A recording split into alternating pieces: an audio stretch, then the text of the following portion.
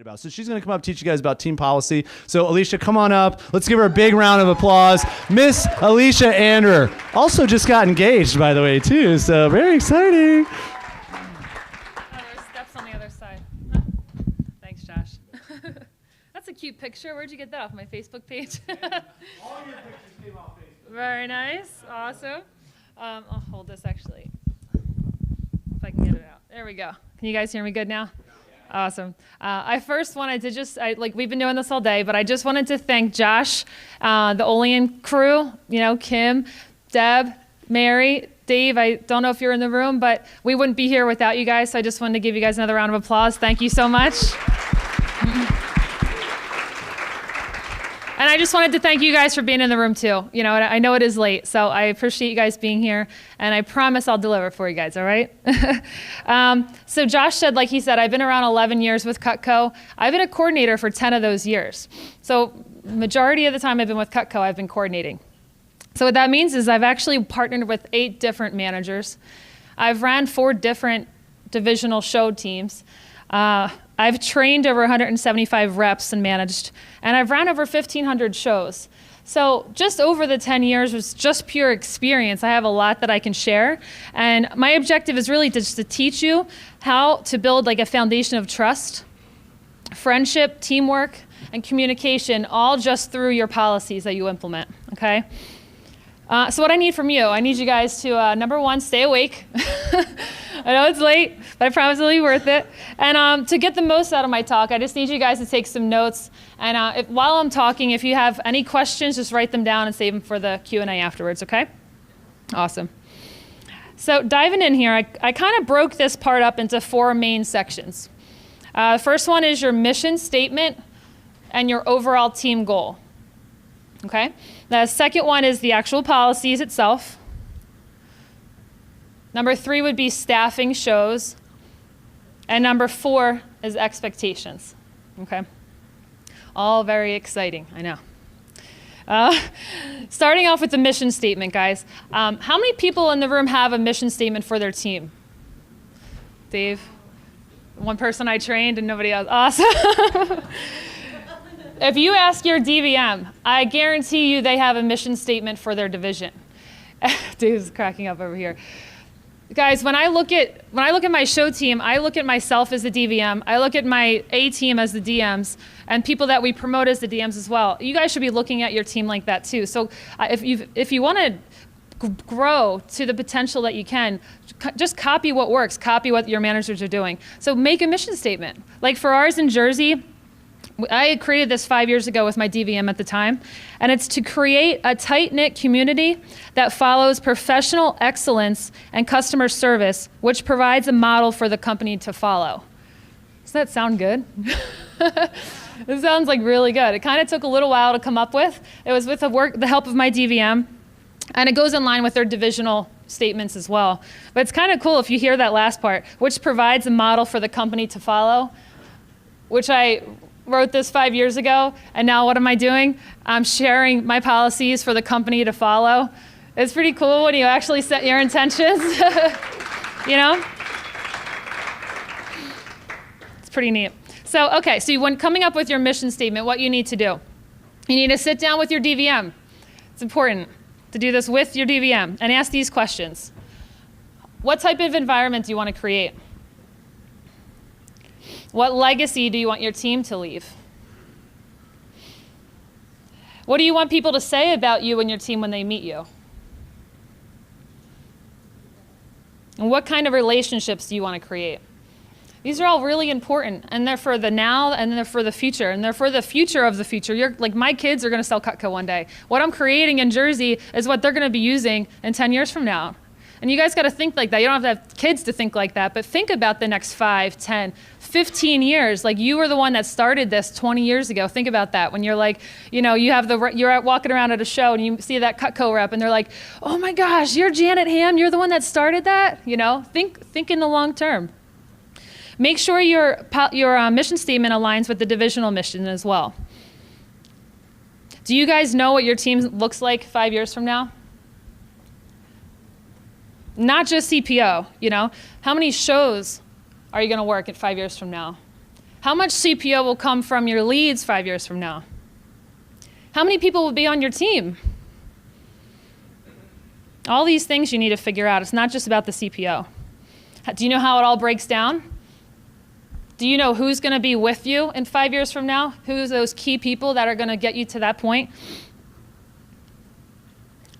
All these things you got to figure out. You know, it really helps when you have a clear mission, and it's not just for yourself. You know, you're doing this so that way when the people that want to be and go along with the journey, they want to know what the mission is so they can be excited to be a part of it. That's why you're doing this, guys. Okay, so number 2, policies. When I got this talk, Josh is like, will you talk about team policy? I'm like, sure. And then I saw what time it was. It was like 10 o'clock at night. I was like, oh man. You know, not the most exciting thing, but it's probably the most important. We could teach you how to sell. We could teach you how to do this. You could teach you how to do this. But if you don't have any policies in place, it's going to be a mess. It's going to be very stressful, and it's going to be a mess. So, so policies are super important. And I know we all wish that, you know, everyone would just do the right thing, handle the situation correctly all the time, but that just, you know, doesn't happen. Trust me. So the more you put in writing, the less drama will happen. There will always be drama, by the way. This just helps eliminate a lot of it. So, okay, so getting started, what you need to do is have a brainstorming session. If you don't have, who has policies in place already? Okay, awesome. So good amount of the room. So if you haven't done this yet, maybe you can add on to what you've done so far. So you need to have a brainstorming session. You literally need to think of every possible situation that can happen at the booth, or not at the booth, just in your team in general. And you want to sit down with not just your top reps and your managers, you know, not just by yourself, but with your top reps and manager, okay? You know, some examples would be what exactly counts as a turn? You know, who sets up the show? Who brings the food? What's considered late, right? What do you do if a rep leaves early? These are all little things that happen that you need to have a policy for. What if someone steals someone's turn? Do you have a policy for that? How do you handle B-backs, and how do you handle if you upsell that B-back? What about ROR? That's always fun. It's not just ROR. It's what percentage do you pay out. It's also what you pay out on the leads, because you do orders and leads, right? What about if the rep markets? Do you pay a lesser percentage? There's a lot of little things that go into ROR, so you want to have it all figured out ahead of time. You know, you want to figure out your team meetings. Are they mandatory? What is an excused absence, you know? Have that ahead of time as well.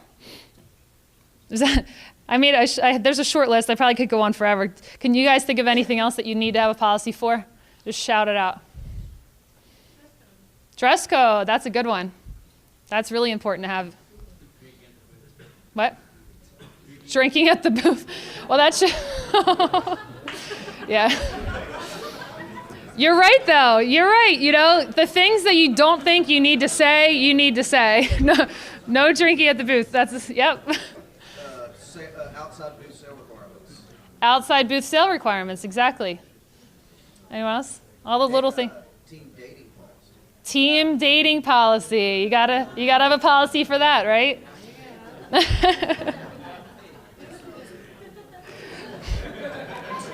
Oh my goodness. Patton opened up a can of worms. What was that?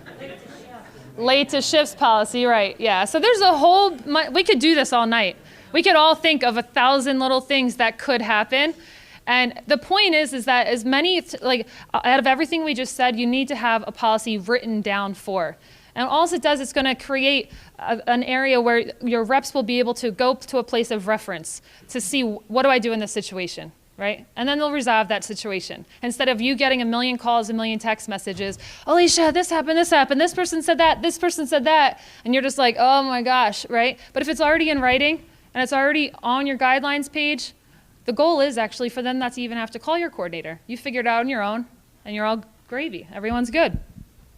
Now, my policies are always updated and changing based off my team's feedback, by the way. So if you are a coordinator, I do challenge you to keep an open mind. You know, listen to all the reps, not just the A-team reps or your top people. Listen to everybody on the team. Making sure everyone implements your policies isn't always easy at first either. So I have a few tips for that as well. So once you have your policies in writing, like you sat down with your manager and the top reps, you have them in writing, you go over them with your team, kind of as like a group. Like we usually get in a circle for this part and get in a group. You know, everyone feels comfortable, everyone feels open to share. Let them know you're open to new ideas, but also let them know that this is when we're talking about it now. So if you have questions, you're confused, you don't agree, talk about it now, not 6 months from now when that instance comes up and then all of a sudden they have a problem with the policy, okay? Make sure this is now, you know, let's get it all cleared down. So that way, once they have everything agreed on, you actually are gonna print these out and have your rep sign it. And it's not like really a legal thing, but what it does is just that extra commitment for that rep to say, okay, I'm agreeing to these terms, policies, guidelines, you know? And one thing you want to push, you know, with your A team or whatever you call them, tier 1 or elite team, is making sure you lead by example. You know, you as a coordinator, of course, but also your top reps need to follow all these guidelines and policies. You know, lead by example. You can't have an A team member like late to a show. That's just not good, right? I mean, you really don't want to have anyone, but definitely not your top people. But lastly, make sure at your meetings you guys have an open forum to talk about all the policies. You know, not just the first time, but as you go, maybe once a campaign, so that way if something does come up, or maybe there's some policy that you didn't come up with yet, there's an open forum for your reps to come and talk to you about it and not feel like they're coming at you or they're not feeling like they're going to get in trouble. It's an open forum where everyone can be safe and, you know, bring up their, like, anything, you know, any disagreements or any new ideas. This is the time for it. The open forum really is nice because it really helps create trust and respect as well for everybody on the team. It's not like the top reps get to do everything and make all the rules. Josh said this the other day at our PDC. He said, repetition is the mother of all mastery, which I love that little quote, so I threw it in there. So once you do policies, go over them again and again and again, and just keep going over them with your team. And it's not like, you know, every meeting, so that would be boring, but at least once a campaign, you want to go over the policies at your meetings. Okay, so 3 is staffing shows. Now I know this question came up a little earlier. Everyone's staff shows a little differently, but I did feel like it was part of policy, so I'm going to talk about it. I'm going to talk about how we do it in our division. What we do, you know, first you want to figure out with your manager first off. So that's really, really important. And then your top show reps. And I don't know if you guys can see a trend here. Just about every category I talked about, I first started off with working with your manager, sitting down with your manager. Make sure you guys have that open communication because managers think of stuff that you don't think of, you know? And then once you guys have that like connection, that bond, that trust, you don't have to sit down with them all the time anymore. But at least you got that done first. So they know that you have their back and they have yours. You know that they know that they can trust you. And like, just make sure you're doing that. Don't feel like I don't want my manager a part of any of this stuff. You know, it's important to be on the same page. It's just a trend, you know, through my whole talk. But yeah, so as far as what we do. So we have 4 different categories. We break up our team. We have one big team. We would break it up into 4 categories. We have an elite team, then we have an A, B, and C team. And just so you guys know what my elite team is, it just started last year, but it's somebody that's been on the A team for a couple months now at least, or a couple campaigns. And it's somebody that goes like above and beyond what's expected of even an A team member. And we expect a lot of the A team members that are on our team. So it's somebody that's like really going out of their way not to just help themselves, but to help the whole entire team. Like it's usually one person or maybe 2. You know, Brandon Wynn is our elite member for our team. He literally spends countless hours finding shows for our entire team. He's always going out of his way. We're scheduling appointments if we need something. Like that's something that like, you know, that's pretty elite, like elite status. So he gets a little extra shifts because of all the work he does. And then we have our A team. Our A team meets 4 hours before our actual meeting. Every single month, our A team gets together for 4 hours. And their standards for A team is a minimum of 2 full campaigns on the show team. So you can't just all of a sudden join the team and be on the A team. You have to be a CSP or CSP candidate. You also have to have a full show setup as well. I could list off everything what is a show setup, but you guys kind of know what I mean. It's pretty much everything. Every piece of Cutco, tables, tablecloth, banner, wellness match, trash cans, cutting board, all of it. So you need to have that to be on our A team. And then as far as CPO, it's $30K each campaign. So it's nothing too crazy. We're probably going to raise it soon. But that's our qualification for A. Then our B team is 10K in the spring, 15K in the summer, 10K in the fall. So we have a lot of students on our B team, a lot of kids that work shows more in the summertime. That's why it's a little bit higher CPO. And then the C team's just for anyone that's new. So even if someone's just rocking and it's just at 75K spring and then they join the show team in the summer, they still go on the C team just because they're new to the team. They have to get work up the ranks. And then you have to just be a 5K campaign minimum anyway, just to be on the team. And just so how you guys know, we do staffing. So that's the team that's laid out. When we do our A team meetings 4 hours before the meeting, we do all the elite and A team picking first. That way, the actual staffing during the meeting with B and C isn't boring for them. So we get all that done first, and then B and C go. And when B and C go, it's just a round robin. I think a lot of you guys do this already, but at least, then sometimes with C team, I'll let them jump in. If it's going too long with B team, I'll say, all right, let's let C team get a little grab. But lastly is the expectations. This is where you guys share what's expected of each team member. I break up this part into two sections. One is show expectations, and two is team expectations. So with your teammates, you have show expectations. That's silly things like having a clean cutting board. That's my biggest pet peeve. Have a clean or bleached or brand new cutting board for your show. That's an expectation. We expect everybody on the team to check ROR, right? That's your expectation, not just for orders, but for leads as well. And we expect you to figure out the time, location, booth number, all that for the show. Now, everyone on my team knows, don't ask me for the address. I'll just tell you to Google it. It's your responsibility. You're working it. You find it. And we also expect them to obviously follow up with other leads.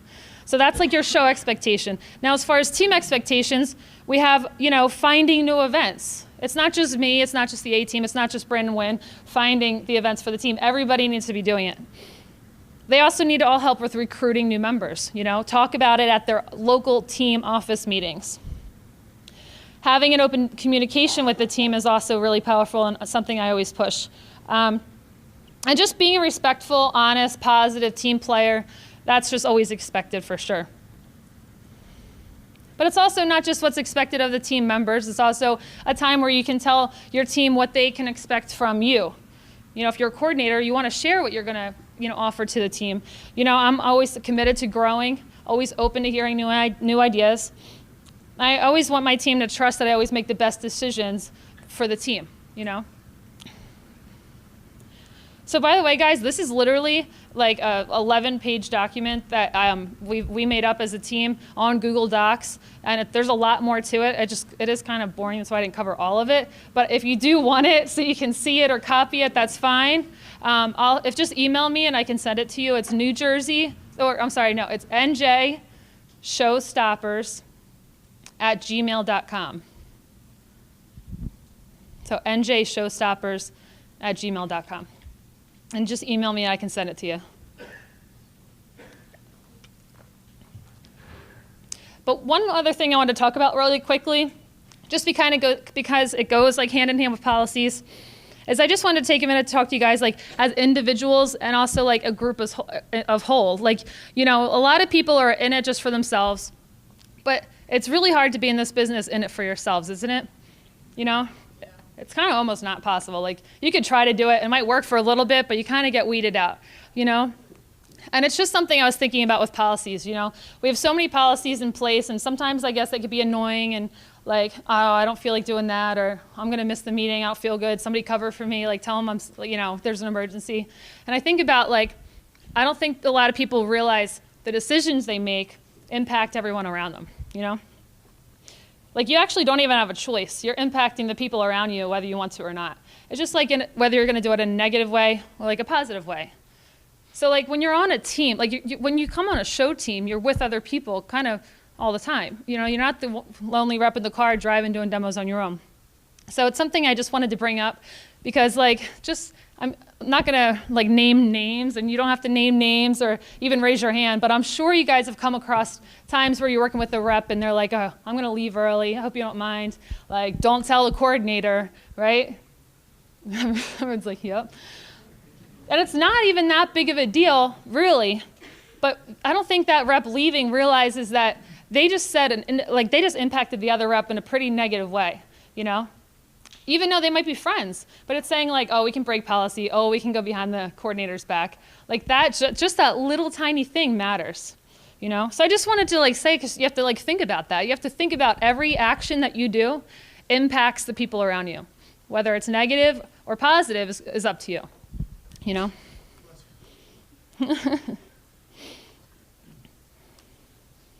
Yeah, so that was a little side note right there. But policies are good to have and important to follow. And knowing your actions, you know, don't just affect everyone, just don't affect yourself, they affect everyone around you. But to roll off that, I can just say I'm like really proud to be like a showstopper. Most of you guys know what a showstopper is, but if you're on my team, actually, can you stand up? I know we got a couple in the room. Showstoppers. Oh. Everything I just said about like, you know, impacting others, I can honestly say I'm so proud to be like on a team with you guys because I know I can trust you guys. I know you guys will always help people. I know you guys won't go behind my back. And that's why we had such a powerful year last year. And that's only why we're going to have such a more powerful year this year. So I just want to say thank you guys. Let's keep building it. And I hope all you guys can feel what I feel when you have the entire team like behind you and all on the same page. I know I'm looking at Dave like, oh my gosh, you should be standing. But no, even like Evan. Like Evan, where are you at in sales? About 38,000. 38,000. Is anyone else in the room lower than 38,000? Okay, awesome. And how many shows have you worked, Evan? 4 right now. 4. Isn't that awesome? So this guy,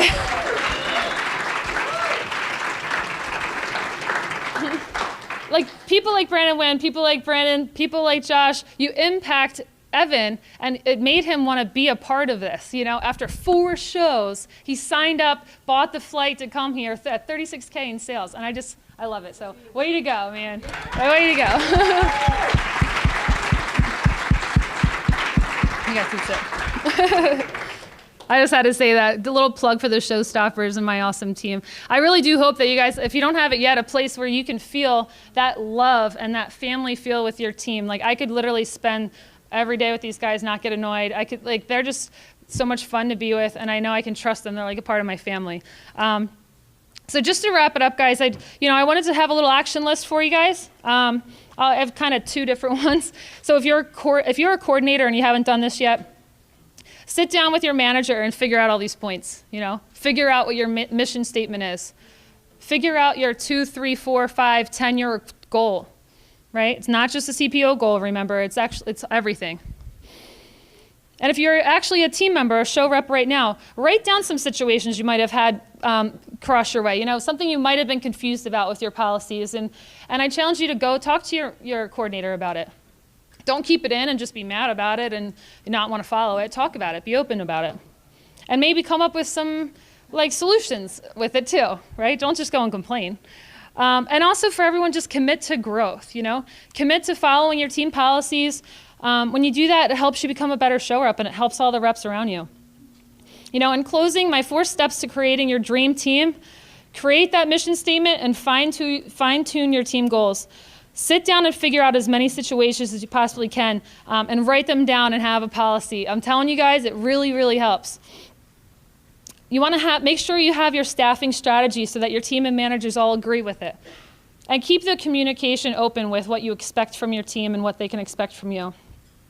Remember, there's always going to be gray areas. There's like so many situations I probably don't even have written down yet. But the more you have, it'll drastically reduce these situations and make a happy environment for everyone. So thanks a lot, guys. Talk to you a little later.